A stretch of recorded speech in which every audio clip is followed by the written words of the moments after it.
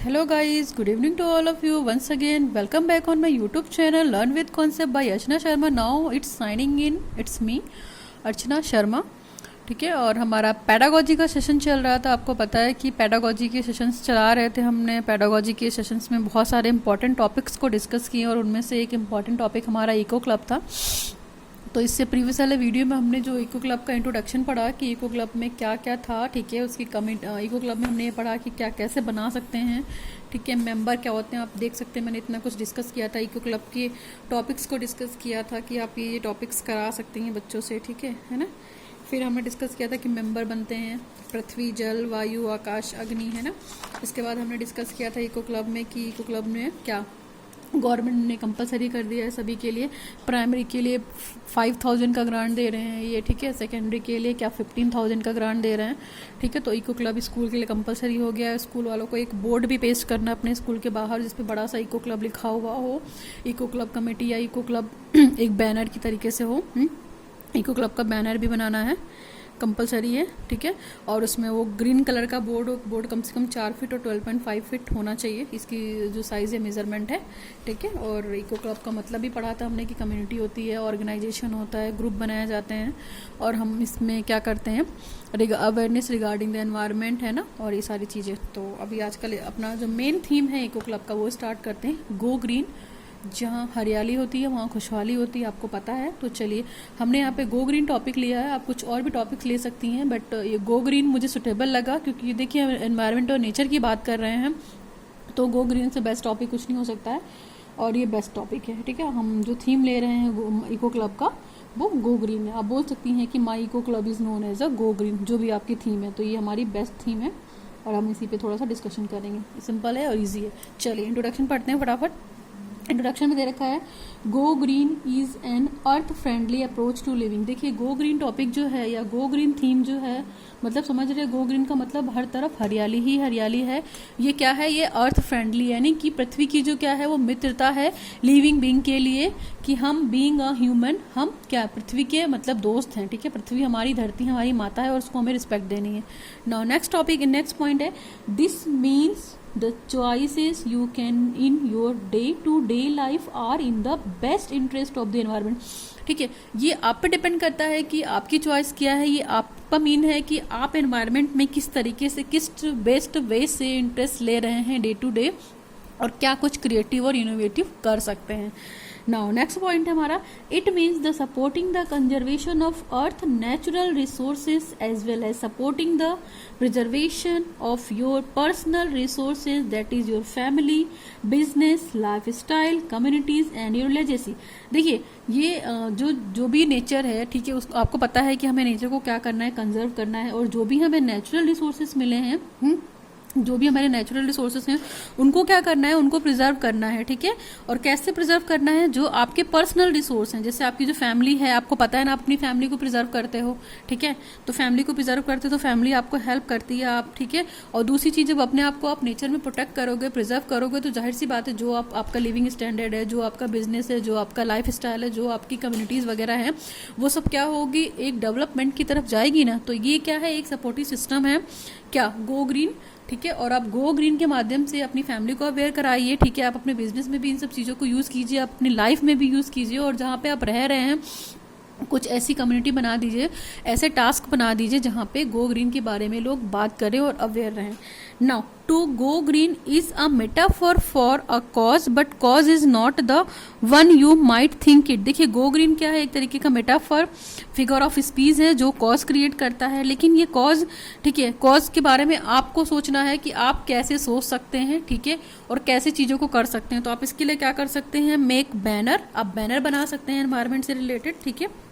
जो यहाँ पे दे रखा है, यहाँ पे बैनर बना सकते हैं, गो ग्रीन से रिलेटेड हो गया, एनवायरनमेंट से रिलेटेड हो गया। इसके बाद कंपटीशन भी करा सकते हैं, बच्चों के अंदर कंपटीशन भी करा सकते हैं। तो ये सारी चीज़ें भी आप सोच सकते हैं और कितना इफेक्टिव सोच सकते हैं ये आप पे डिपेंड करता है, और आप नेचर के कितना क्लोज हैं ये आप पे डिपेंड करता है, ठीक।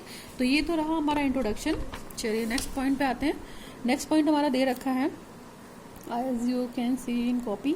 नेक्स्ट पॉइंट है हमारा, green is not about saving energy, it is not about conservation, living more efficiency by recycling. देखिए, ग्रीन का ये कतई मीनिंग नहीं है कि आप अपनी एनर्जी या ऊर्जा को बचा रहे हैं, ठीक है। ये केवल कंजर्वेशन है। कंजर्वेशन किस लिए, जो हम लिविंग बीइंग रह रहे हैं तो अपनी चीज़ों को कैसे रिसाइकिल करें, है ना। रिसाइकिल के लिए हम कितना इफिशियंट है, यानी कि हमें जो चीज़ें यूज़ करनी है वो कैसी यूज़ करनी है, इको फ्रेंडली यूज़ करनी है। यानी कि जैसे पॉलीथीन पे कई जगह पे बैंड लगा हुआ है, ठीक है। तो पॉलीथीन पे बैंड इसीलिए लगा हुआ है क्यों, क्योंकि हम पॉलीथीन को रिसाइकिल नहीं कर सकते। आपको पता है ना, हम जो पॉलीथीन की बात करते हैं, पॉलीथीन, तो पॉलीथीन पे हर जगह पे बैंड लगा हुआ है, तो ये इको फ्रेंडली नहीं हुआ ना। रिसाइकिल नॉट, पॉलीथीन को हम लोग रिसाइकिल नहीं कर सकते, तो इसलिए क्या है, पॉलीथीन बैंड है हमारे सोसाइटी में, ठीक है। क्यों, क्योंकि कहीं ना कहीं ये हिंड्रेंस क्रिएट करती है आपकी ग्रो ग्रीन वाली चीज़ों में। तो पॉलीथीन पूरी तरीके से बैंड है, तो इसलिए हम पॉलीथीन को यूज़ नहीं कर सकते। क्यों, क्योंकि इसको रिसाइकिल नहीं किया जा सकता, है ना। एक चीज़ आप ये भी याद रख सकते हैं मोटा मोटा, ठीक। दूसरा है हमारा, green is about the saving the nature. Green का मतलब क्या है आपका वहाँ पे, कि आपको नेचर को सेव करना है ना, नेचर सेव। और वो कैसे सेव करेंगे, वो आप सेव करेंगे। नेचर आपसे ये एक्सपेक्ट करता है कि आप उसको सेव करिए। फिर है, do we really want to wait for this, plant trees and go green. तो सबसे पहले इसके लिए क्या कर सकते हैं, आप प्लांटेशन लगा सकते हैं, प्लांटेशन ऑर्गेनाइज करा सकते हैं। कहाँ पे, स्कूल में प्लांटेशन ऑर्गेनाइज कर सकते हैं। फ्लावरिंग कर सकते हैं, ठीक है, फ्लावरिंग कर सकते हैं। तो ये मोटी मोटी चीज़ें हैं, ठीक है। इसके बाद ट्रीज़ वगैरह कर सकते हैं, है ना, ट्रीज़ का इम्प्लीमेंटेशन कर सकते हो। तो ये सारी मेन चीज़ें हैं जो आपको कहाँ नेचर की तरफ ले जाएंगी। चलिए नेक्स्ट हमारा क्या है, basic principles of going green. यानी कि कुछ प्रिंसिपल्स हैं हमारे ग्रीन को फॉलो करने के लिए या हरियाली को फॉलो करने के लिए, ठीक है।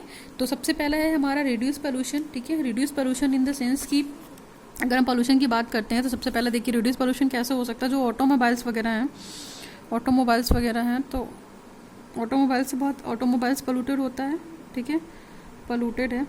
आपको पता है इससे सबसे ज़्यादा पोल्यूशन कॉज करता है, मोर पोल्यूशन कॉज होता है इससे, मोर पोल्यूशन कॉज होता है इससे, ठीक है। तो इसके लिए क्या यूज़ कर सकते हैं हम, सीएनजी यूज़ करिए आप। आपको पता है सीएनजी वाले ऑटो चल रहे, सीएनजी ऑटो आर देयर।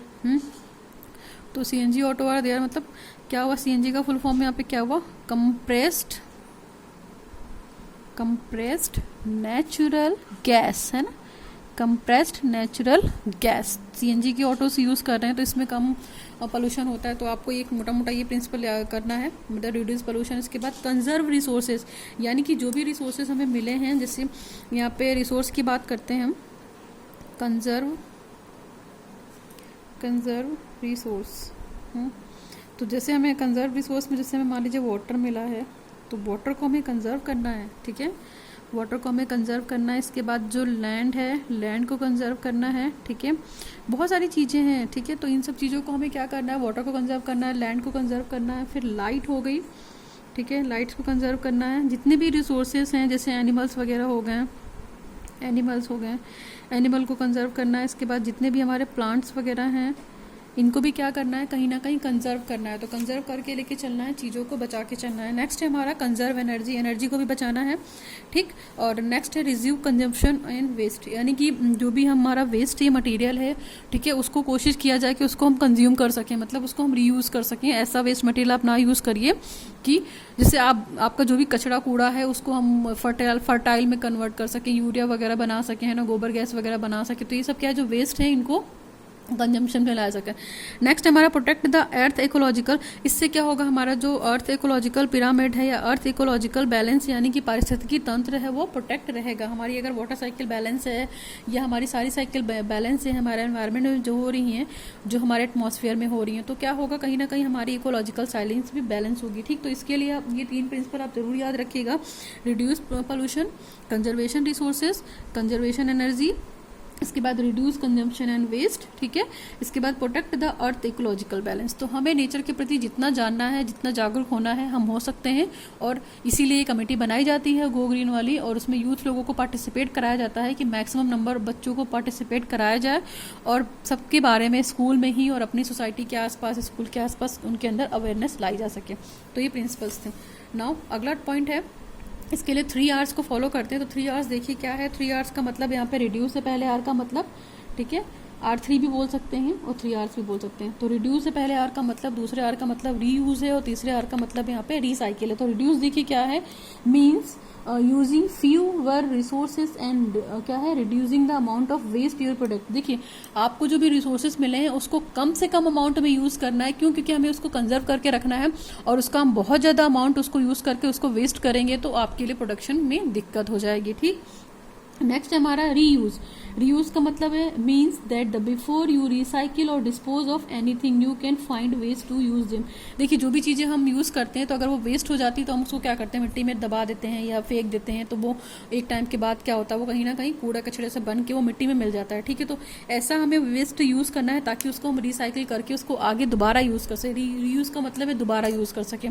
ठीक है, तो जैसे कंपोजिट वगैरह होता है, फर्टाइल वगैरह होता है, चाय पत्ती वगैरह होती है, तो चाय पत्ती को क्या करते हैं हम, आपने देखा होगा कि मिट्टी में खाद में डाल देते हैं, एज अ फर्टाइलर यूज़ करते हैं ना। ठीक, और इसके बाद हम बहुत सारी ऐसी चीज़ें यूज़ करते हैं जो हम क्या उसको दोबारा यूज़ कर सकते हैं। जैसे हमारे जो कचरा निकलता है, आप तो देखा होगा आप लोगों ने, ऐसी बहुत सारी ऑटोमेटिक मशीन आ गई हैं जो हमारे कचरे को किस में कन्वर्ट कर देती हैं, कंपोजिट में या खाद में कन्वर्ट कर देती हैं। ठीक है, एक्सेप्ट पॉलीथीन। पॉलीथीन को हम लोग रीयूज़ नहीं कर सकते हैं ना, मैंने आपको बताया था। फिर recycle. Recycle is a process change waste material into the new products. Recycle एक ऐसा प्रोसेस है जो आपका जो वेस्ट मटेरियल है उसको क्या कर सकता है, prevent waste material of potentially usually useful material. ठीक है, तो वो क्या करेगा, वो रिसाइकिल का मतलब है कि जो भी हम वेस्ट प्रोडक्ट यूज कर रहे हैं उसको वो रिसाइकिल करके दोबारा यूज करने के लिए देगा आपको। लेकिन पॉलीथीन नहीं है, इसमें पॉलीथीन इंक्लूडेड है। पॉलीथीन को हम लोग रिसाइकिल नहीं कर सकते हैं, इसीलिए पॉलीथीन पे क्या है, पॉलीथीन बैंड है ना, हमने आपको बताया। तो इसलिए ये रिसाइकिल नहीं की जा सकती। तो ये R3 का कॉन्सेप्ट आप जरूर याद रखिएगा, reduce, reuse and recycle. Next हमारा why it is important to go for green. क्या जरूरत है भाई हमें गो ग्रीन या हमें एनवायरनमेंट के प्रति जागरूक होने की या हर तरफ हरियाली फैलाने की, बहुत ज़रूरत है। क्यों, क्योंकि हमें नेचर सुकून देता है, और अगर हमने नेचर को तबाह करने की कोशिश की या नेचर के साथ जो छेड़खानी की तो नेचर भी उसका हमें क्या देगा, ड्रॉबैक देगा, उसका इफेक्ट देगा, है ना। तो the biggest reason to go green is that the earth contains a fixed amount of resources. आपको पता है कि हमारे क्या है, रिसोर्सेज फिक्स हैं, है ना, हर रिसोर्सेज फिक्स हैं। तो अगर हम कंजर्व नहीं करेंगे तो हम अपनी आने वाली जनरेशन को क्या देंगे, आगे नहीं दे सकते हैं। ठीक है, तो हमारे जो रिसोर्सेज हैं, हमारे जो फिक्स रिसोर्सेज हैं, सबसे बड़ा तो जो हमारा रिसोर्स है, हमें ज़रूरत क्या है, वाई इको क्लब या गो ग्रीन। ज़रूरत क्या है, ज़रूरत है जो हमारी रिसोर्सेस हैं, ठीक है, आपको पता है कि ये क्या है, ये फिक्स्ड हैं, एक टाइम के बाद ये ख़त्म हो जाएंगे। तो अगर ख़त्म हो जाएंगे तो हम जनरेशन टू जनरेशन देंगे किसको, हमने तो यूज़ कर लिया, जनरेशन टू जनरेशन कैसे देंगे। तो इन सब चीज़ों को प्रोटेक्ट करना है हमें। ठीक है, वाटर को प्रोटेक्ट करना है। हम आपने देखा होगा कि टीवी में कितने सारे एड्स देते हैं, सेव वाटर। आप जो ये ड्रॉप ड्रॉप वाटर बहा रहे हो, आने वाले टाइम में कहीं ये वाटर आपको पीने के लिए भी ना मिले। तो इसलिए आप जैसे हम जो कपड़ा धोने के लिए वाटर यूज़ करते हैं तो उसको क्या करते हैं, हम सीवेज में ना डालकर हम अपने जो प्लांट्स वगैरह हैं वहाँ पे डाल सकते हैं।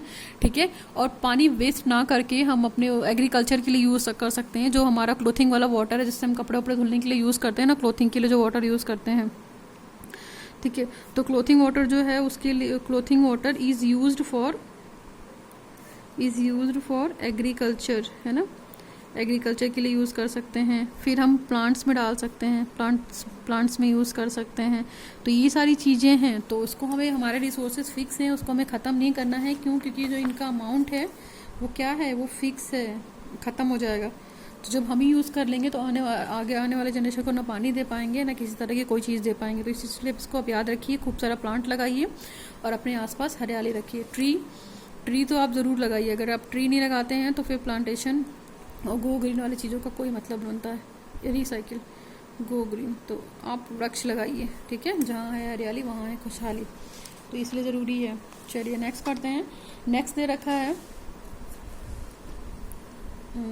दिख रहा है, नेक्स्ट दे रखा है the choice people make have an impact on the entire planet polluted and air polluted. देखिए आपको पता है कि अगर हम अपने नेचर को बैलेंस रखेंगे, हम अपनी इकोलॉजिकल साइकिल बैलेंस करेंगे तो क्या होगा, हमारा नेचर भी उसके लिए पॉजिटिव इम्पैक्ट देगा। अदरवाइज तो क्या होगा, हमारी ग्लोबल वार्मिंग। अब देखिए ग्लोबल वार्मिंग का मतलब बेटा मोटा क्या हो गया, ग्लोबल वार्मिंग का मतलब है कि बाई कार्बन इमिशन, यानी कि कहीं ना कहीं क्या है, हरियाली खत्म हो गई है, इसकी वजह से ग्लोबल वार्मिंग बहुत बढ़ गई है। धरती पे बहुत ज़्यादा ग्लोबल वार्मिंग है, उसका सबसे बड़ा रीज़न क्या है जानती हैं, पोल्यूशन है और एयर पोल्यूशन है। और एयर पोल्यूशन का बहुत ड्रॉबैक है, बहुत इफेक्ट है, इसीलिए कार्बन बहुत एमिशन मात्रा में बहुत ही लार्ज अमाउंट में प्रोड्यूस हो रहा है, जिसकी वजह से क्या है, ग्लोबल वार्मिंग हो रही है। ठीक है, और ग्लोबल वार्मिंग की वजह से बहुत सारी डिजीजेज भी हो रही हैं। नेक्स्ट पढ़ेंगे going green can also have the economic benefits for the communities, business and the house holds. देखिए गोइंग ग्रीन होने से मतलब है कि हरियाली अगर रहेगी तो वो हमारे इकोनॉमिक पर्पज से भी बहुत अच्छी रहेगी, हमारी कम्युनिटी के लिए बहुत अच्छी रहेगी, बिजनेस के लिए, और जो हम हाउस होल्डर्स हैं उनके लिए भी बहुत अच्छी रहेगी। नेक्स्ट हमारा on a business level going green can help improve an organization reputation. देखिए अगर हम गोइंग ग्रीन को फॉलो करते हैं, यानी कि हरियाली को मेंटेन करते हैं, नेचर को बैलेंस करते हैं, इकोलॉजिकल साइकिल को बैलेंस करते हैं, तो जो हमारी ऑर्गेनाइजेशन रेपुटेशन है वो ऑटोमेटिक बहुत हेल्पफुल होगी और इम्प्रूव होगी और डेवलप्ड होगी। चलिए नेक्स्ट पॉइंट है global warming cause. Global warming आपको पता है क्यों कॉज कर रहा है, क्यों, क्योंकि हरियाली बिल्कुल खत्म हो गई है और ग्लोबल वार्मिंग बहुत बढ़ गई है। तो global warming is caused by the release of the carbon emission. ठीक है, कार्बन यानी कि कार्बन का एक्सेस मात्रा में एटमॉस्फेयर से जब रिलीजन होता है तो क्या होता है, ग्लोबल वार्मिंग कॉज होता है। और उससे पता है आपको कि हर तरह के कैंसर्स हो रहे हैं इस समय। When carbon gases are released in the air, they are like the blanket sheet that traps the heat in the atmosphere and warms the planet। ठीक है, जो ग्लोबल वार्मिंग है क्या है, ग्लोबल वार्मिंग के तहत आपको पता है कि जो कार्बन गैस है वो रिलीज हो रही है एयर में। ठीक है, और वो एक तरीके का क्या करती है, एयर में ब्लैंकेट बना लेती है, और ब्लैंकेट कार्बन इतना ज़्यादा इमिशन में होता है कि कहीं ना कहीं उसमें वो होल हो जाता है, और होल की वजह से वो अपने प्लैनेट को गर्म कर देती है। तो ये है ग्लोबल वार्मिंग। ठीक, नेक्स्ट हमारा क्योंकि पेड़ भी खत्म हो गए कहीं ना कहीं, तो बहुत गर्मी होगी सन की जो है। Scientist quantify it as a rise in the average temperature of the earth surface and. देखिए बहुत जब पानी खत्म हो जाएगा समुद्र में, ठीक है, सरफेस पे पानी नहीं रहेगा, अर्थ पे पेड़ नहीं रहेगा, तो आपको पता है कि सारी चीज़ें क्या हो जाएंगी, बहुत हीटअप हो जाएंगी। और जब हीट होगी तो टेम्परेचर जाहिर सी बात है बहुत ज़्यादा हो जाएगा, और जब टेम्परेचर ज़्यादा होगा तो वो हमारे लैंड को हीट करेगा और कहीं ना कहीं ग्लोबल वार्मिंग बहुत हाई लेवल पर पहुँच जाएगी। नेक्स्ट है हमारा most of it has been the caused by the increases in the concentration in greenhouse gases। greenhouse gases आपको पता है produced by the human burning fossil fuel by the effects of the deforestation। जंगल हो गया है हमारे यहाँ, ठीक है, डिफॉरेस्टेशन का मतलब जंगल को ख़त्म कर दिया गया है, हरियाली को ख़त्म कर दिया गया है, पेड़ पौधों को आग लगा दी गई है, लकड़ियों को जला दिया गया है, तो इससे क्या हुआ, डिफॉरेस्टेशन क्रिएट हो गया है। और वो डिफॉरेस्टेशन क्यों करते हैं, क्योंकि वो खाना बनाने के लिए ईंधन उनको चाहिए होता है, फॉसिल फ्यूल चाहिए होता है, तो इन सब चीज़ों का यूज़ करते हैं। तो ये भी एक बहुत बड़ा रीज़न है ग्लोबल वार्मिंग का। ठीक है, इस चीज़ को याद रखिएगा। नाउ नेक्स्ट है go green for the products and the company. Go green products मतलब हम क्या कर सकते हैं, कोशिश कर सकते हैं कि ऑर्गेनिक का नाम सुना है आपने इस समय, गो ग्रीन का मतलब यहाँ पे ऑर्गेनिक प्रोडक्ट से भी आप नाम ले सकते हैं। हम देखिए अपने फेस के लिए क्या करते हैं, ऑर्गेनिक प्रोडक्ट यूज़ कर सकते हैं, तो गो ग्रीन में कहीं ना कहीं हमारे ऑर्गेनिक प्रोडक्ट्स यूज़ होते हैं। तो आप इस चीज़ को याद रखिएगा लोग इसके, क्योंकि इसके साइड इफेक्ट नहीं होते हैं ना, गो ग्रीन का कोई नो साइड इफेक्ट, आप कैसे भी यूज़ करिए तो इसका कोई साइड इफेक्ट नहीं होता, इसलिए बहुत बेनिफिट है आज की डेट में। तो गो ऑर्गेनिक प्रोडक्ट में देखिए हेयर ऑयल हो गया, शैम्पूज़ हो गए, ऑर्गेनिक बहुत सारे केमिकल्स हो गए, ऑयल्स हो गए जो लोग यूज़ करते हैं, क्योंकि इनका साइड इफेक्ट नहीं होता है। तो सबसे पहला है आपको इंक्रीज द कंज्यूम डिमांड। ठीक है, जो कंज्यूमर की डिमांड है, जो चाहते हैं कि हमें ऑर्गेनिक चीज़ें यूज़ करनी है, यानी कि नेचुरल चीज़ें यूज़ करनी है, क्यों, क्योंकि उसका साइड इफेक्ट नहीं है, तो उसके लिए कंज्यूमर की डिमांड को बढ़ाइए। When the company is more into the go green concept, customers will satisfied in about their product. देखिए आप अच्छे ग्रीन प्रोडक्ट को दोगे, ऑर्गेनिक प्रोडक्ट को दोगे, तो आपको कस्टमर ऑटोमेटिक क्या होंगे, सेटिस्फाइड होंगे, और प्रोडक्ट अच्छा होगा तो वो क्या करेंगे, वो आगे वालों को भी शेयर करेंगे कि हाँ आप ये यूज़ करिए। ठीक, नेक्स्ट हमारा healthy environment is an expectation of the society. और आपको पता है अच्छा एनवायरनमेंट होगा और हम यही कोशिश करते हैं कि हमारी सोसाइटी हमेशा हेल्दी एनवायरनमेंट में रहे। नेक्स्ट है हमारा it creates the better image and the increases the customer loyalty. और ये जो हमारे ऑर्गेनिक प्रोडक्ट हैं एक कस्टमर लॉयल्टी के लिए अच्छा है कि आप बेटर इमेज अपनी बना रहे हैं। और हम लोग क्या है आज की डेट में देखेंगे आप, ऑलमोस्ट लोग, बहुत सारे लोग ऑर्गेनिक प्रोडक्ट को फेवर कर रहे हैं, ऑर्गेनिक चीज़ों को फेवर में, ऑर्गेनिक खेती भी हो गई है आज की डेट में। ठीक है, तो ये सारी चीज़ें भी हैं। चलिए अब इसी में पढ़ लीजिए गो ग्रीन इनिशिया क्या है। गो ग्रीन इनिशिया इसका शॉर्टकट फॉर्म है GGI, ठीक है, गो ग्रीन इनिशिया। तो इसका फुल फॉर्म पढ़ लेते हैं फटाक से, देखिए क्या है, बस थोड़ा सा लास्ट पॉइंट है। द गो ग्रीन इनिशिएटिव कैसे हुआ था, GGI याद रखिएगा, वॉज फाउंडेड इन द 2002, ठीक है, ये सन याद रखिएगा, 2002 इन द प्लीस्टन, ठीक है, प्लीसेंटन कहाँ है, कैलिफोर्निया में। और ये किसके द्वारा किया गया था, जिल बक के द्वारा। तो आप ये सन याद रखिएगा।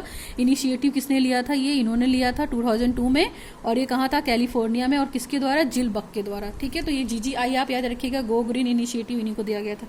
नेक्स्ट हमारा the go green initiative is an environmental education and the stewardship programme located in all 50 US state and the 73 countries. देखिए गो ग्रीन का इनिशिएटिव क्या था कि जितना भी एनवायरमेंटल से रिलेटेड एजुकेशन है, ठीक है, या एनवायरमेंटल से रिलेटेड वर्कशॉप ऑर्गेनाइज किया जा रहा है, या कोई भी वर्कशॉप कराई जा रही है, या कोई भी प्रोग्राम अरेंज किया जा रहा है, तो आज की डेट में 50 जो US स्टेट है वहाँ पे करा दिया गया है। उसके बाद 73 कंट्रीज, ये नंबर याद रख सकते हैं आप, 73 कंट्रीज, यानी 50 US स्टेट है, तो वहाँ पे ये लागू करा दिया गया है, ठीक है। और ये काम किसने किया है, GGI ने किया हुआ है। तो इसका मेन मोटो यही है कि पूरे भारत में, पूरे विश्व में हम क्या, GGI को फैलाएं, है ना, गो ग्रीन के कॉन्सेप्ट को फैलाएं। एक छोटा सा नोट पड़ा हुआ है, इस नोट को देख लीजिएगा आप। Promote awareness and the interest in the environment, biodiversity, climate, local ecological, nutrition, health, sanitation और हाइजीन, इन सब के बारे में बच्चों को आप बताइए कि गो ग्रीन होने से क्या क्या बेनिफिट हैं। आपके अंदर अवेयरनेस आएगी, आपका अच्छा इंटरेस्ट होगा, बच्चों के इंटरेस्ट को क्रिएट कराइए। आप डाइवर्सिटी के बारे में बताइए, और जो आपका लोकल इकोलॉजिकल सिस्टम है, यानी कि जो आप अपने सराउंडिंग में रह रहे हैं ना, लोकल इकोलॉजी का मतलब यही हुआ कि जो हमारी पारिस्थितिक तंत्र है उसको हमें बैलेंस करना है। अगर हमने डिस्टर्ब किया वाटर को या प्लांट्स को या एनिमल को, तो वो हमें बहुत खतरनाक वाली चीज़ें दे देंगे, और क्या फिर वो कहीं ना कहीं जाकर पेंडेमिक हो जाएंगी, फिर कहीं ना कहीं डिजास्टर कन्वर्ट हो जाएगा। तो आप अपने नेचर को सेफ रखिए, हाथ जोड़ के यही विनम्र निवेदन है कि please go for the green, है ना, गो ग्रीन। सो इसलिए मैंने ये थीम लिया क्योंकि ये थीम बहुत इंटरेस्टिंग है। और अगर हमने गो ग्रीन लिया हुआ है तो आप देख लीजिए गो ग्रीन का फॉर्म क्या हो सकता है। तो यहाँ पे मैंने कोशिश की है इनिशियल्स कन्वर्ट करने की। तो GR, गो का मतलब तो आपको पता है, गो इंटेंस, है ना, गो इनिशिएटिव, है ना, गो इनिशिएटिव या गो ग्रीन, जी, गो ग्रीन। तो ग्रीन का मतलब यहाँ पे आप देख लीजिए, ग्रीन का मतलब है यहाँ पे